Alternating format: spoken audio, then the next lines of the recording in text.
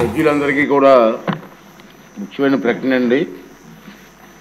ఇప్పుడే మీరు చూశారు, గౌరవ మంత్రివర్యులు సాధారణ బడ్జెట్, వ్యవసాయ బడ్జెట్ కూడా ప్రవేశపెట్టారు. ఇది చాలా ముఖ్యమైన కార్యక్రమం. ఇది నేను మీ అందరినీ కోరేది ఏంటంటే, సభ్యులందరినీ ఈ బడ్జెట్ మీద మీరు పూర్తిగా ఎమ్మెల్యేస్ ఏంటి బడ్జెట్ మీద పూర్తిగా అవగాహన మనకు కావాల్సిన అవసరం ఉంది. అది మీరు బాగా స్టడీ చేయాలి.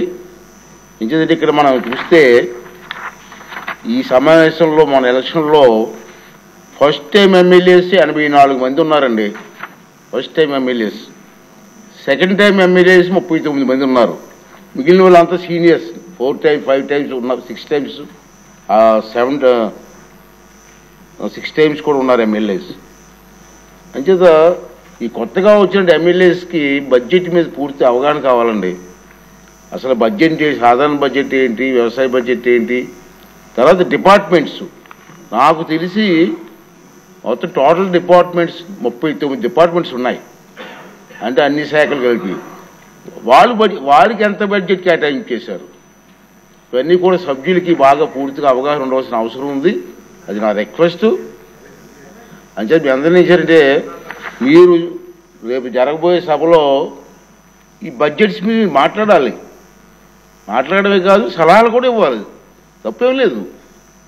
మీకు అనుభవం పెట్టే సలహాలు కూడా ఇచ్చే అవకాశం ఉంది. కాబట్టి అందుచేత నేను ఏం చేశానంటే, రేపు హాలిడే సభకు, ఎందుకంటే చదువుకోవడానికి రాజుగారు అవగాహన కోసం హాలిడే ఇచ్చి మళ్ళీ 13వ తారీఖు 14వ తేదీల్లో మళ్ళీ సమావేశం ఏర్పాటు చేస్తున్నాను.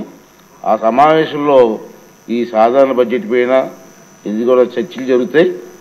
దాని మీద దాంట్లో మీరు అందరూ కూడా మనస్ఫూర్తిగా పాల్గొవాలని చెప్పి నేను కోరుకుంటున్నానండి. రెండోది ఏంటంటే, మీ అందరినీ రిక్వెస్ట్ చేస్తాను. నేను ఇక్కడ మా అసెంబ్లీలో మీతో పాటు మీరే కాదు, చాలామంది అవుటర్స్ వచ్చేస్తున్నారు, లోపలికి ఎంటర్ అయిపోతున్నారు.